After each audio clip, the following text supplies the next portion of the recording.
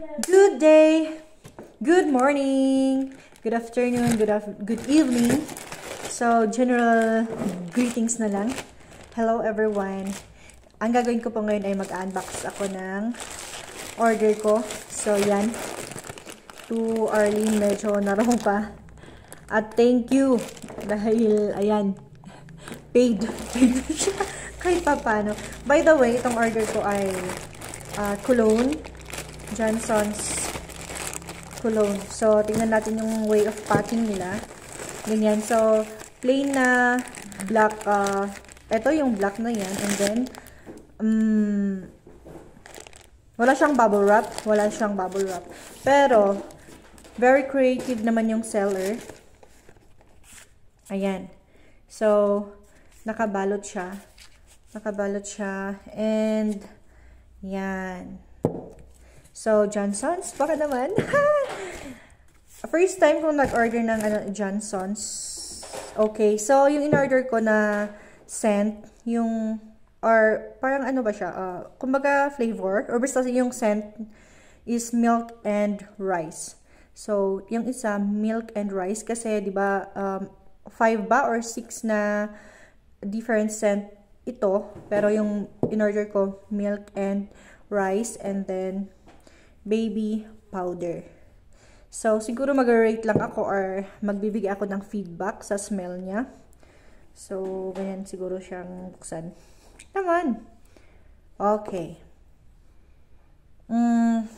May naamoy ako pero hindi siya yung as in na amoy na amoy. Kaya amoy natin. Ayaw kong maglagay sa wrist ko or sa hands kasi lunch na mamaya. Kakain mamaya, baka hindi mahugasan. So, dito na lang muna. Ayan. Ito yung milk and rice. So, parang ang scent niya, parang familiar siya na scent na may kaamoy na ibang cologne, ibang perfume.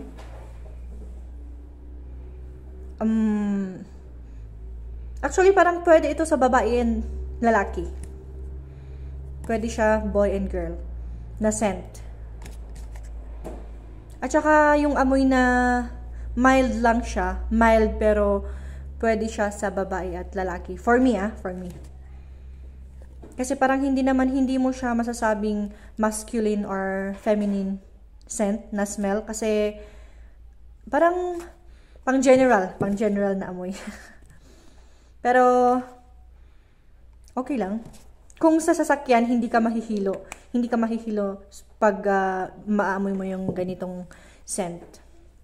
So, ito naman, baby powder. Baby powder. I'll try.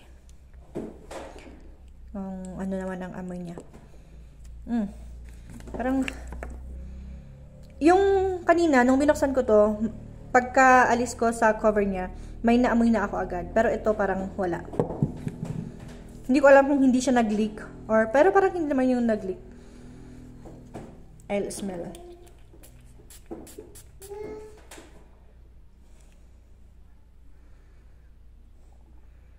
Parang hindi ko alam yung difference niya.